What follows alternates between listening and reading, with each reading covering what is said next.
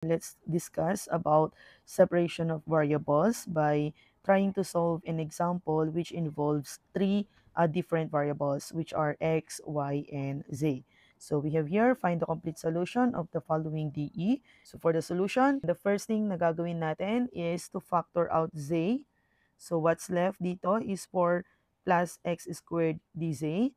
And then sa second term natin, walang kailangang i-factor out. So as is lang siya. And then on the third term, we can factor out y. So may maiiwan na 1 plus z squared dito. And then we just copy 4 plus x squared kasi wala namang ifa-factor out. Okay? So why did we do that? Kasi we want nang ma-factor out yung mga function of x natin, function of y, at saka yung function ng z natin. Okay? The next naman na gagawin natin is to combine all functions of x and then multiply it with dx. And then all functions of y and then multiply it with dy, and then all functions of z, and then multiply it with dz. So how are we going to do that?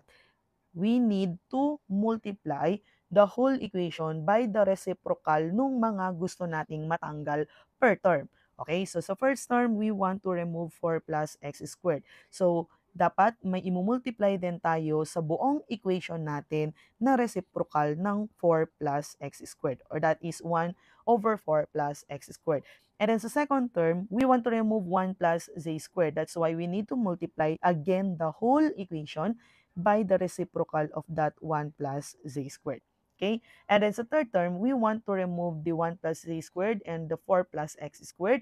Pero meron na tayong imumultiply na reciprocal nila. So, as is na yung imumultiply natin sa kanila. Next would be, ayan, bawat term or the whole equation now will be multiplied by those functions, which is 1 over 4 plus x squared and 1 over 1 plus z squared. So, in the first term, kapag minultiply natin, itong z times quantity 4 plus x squared natin by this one, the result would be z all over 1 plus z squared dz. Okay? And then sa second term naman, if we multiply 1 plus z squared dx by this one, okay, the result is now equal to dx over 4 plus x squared. Okay? And then sa third term naman tayo, if we multiply the whole expression in the third term, okay, by this one pa din, the result would be minus y dy equals 0. So as you can see now, we have purely function of z multiplied by dz, purely function of x multiplied by dx, and then purely function of y multiplied by dy. So after this, you now integrate. Okay, integrate each term or the whole equation. Sa first term natin, we can apply yung formula na integral of du over u is simply equal to ln of u plus c. So that's the first term. And then sa second term natin, we can also use the formula, the integral of du all over a squared plus u squared is simply equal to 1 over a arctan of u over a plus c. And then sa third term naman, we can apply the integral of u raised to n du, okay, which is simply equal to u raised to n plus 1 over n plus 1 plus c. Okay, so let's integrate each term first. So the first term, which is the integral of z dz all over 1 plus z squared.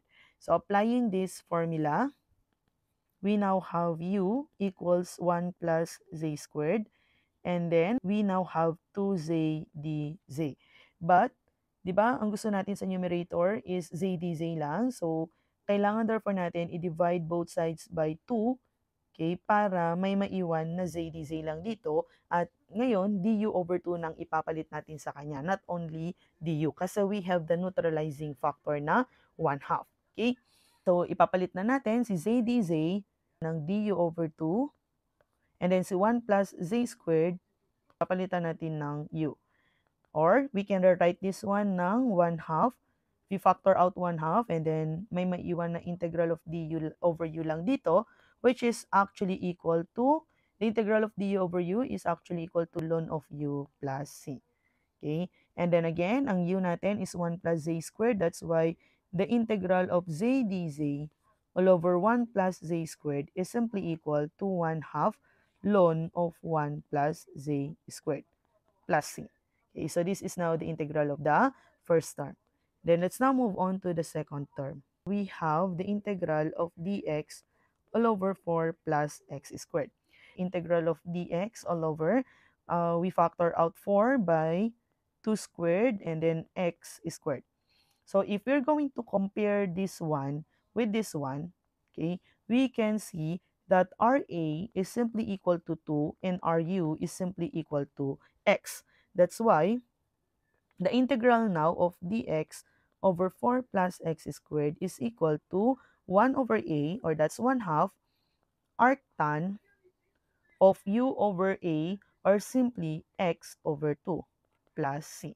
Okay, so that's now the integral of the second term. And then for the third term naman, we have the integral of y dy. That's now equal to y squared over 2 plus c. Okay, so let's now combine this, but don't forget of the operation used. So we have plus here and then we have minus here.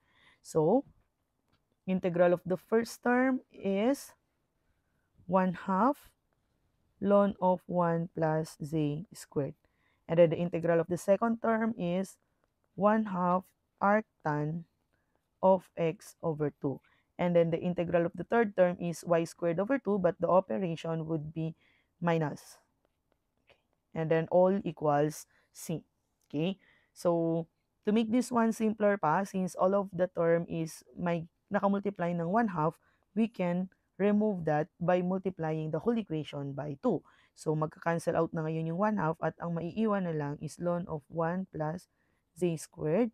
And then ito naman is arctan of x over 2, and then dito naman is y squared, and then ito naman is si 2c, or simply c, no? Since 2c, c, e raised to c, ln c, or whatever is just an arbitrary constant, or simply any constant. So you can just write it as c, no? As simple as c. Okay, so this is now the solution of the given differential equation.